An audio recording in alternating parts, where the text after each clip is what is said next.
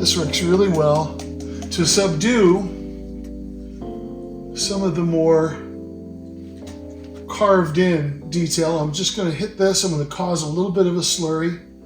That's going to take care of any little debris that's on there. A lot of material in this process. And I'm going to go ahead and hit that. Now I've got a little bit of slurry going over that. That's going to kind of homogenize things down. Of course, it's going to take off the peaks, and valleys are going to get a little refined from it. And once again, any debris will fall away. But that's going to take out some of the harshness of my tool work there. And that's plenty good. We're going to leave it with a lot of extra material, a lot of extra alcohol in there. Here, I want to leave this pretty rough, but I'm going to give it a little something just to clean it all up a little bit. I got some nice striations coming out of the ears there that kind of speak of fabric being pulled. I like that. So I'll use the alcohol to soften that up a little bit. Now we're just going to move on to the face here. I'm still working. I've still got more stuff that I want to do. I've got some nice eye bags going on. I'm still working on the eyes, but I want to calm some of this stuff down to see. I'll start at the top. I'll get a lot of material on the sculpture. Just let it cascade down. Yep. And even though I've done this kind of wave here with the alcohol, I can still come back and keep on picking and grinning. Keep on picking out my detail. Fantastic. Look how much alcohol I'm using, everybody. That's part of the deal with this wet clay. To get it to do its magic trick,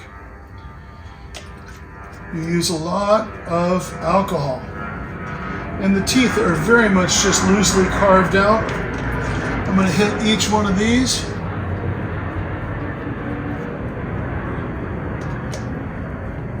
Make sure I got my slurry just kicked up, and then I'm done. As soon as I get that slurry going, especially on the upper lip here and on the soft areas that represent with skin, I want to get out pretty fast and leave a lot of material. I'm going to switch hands here.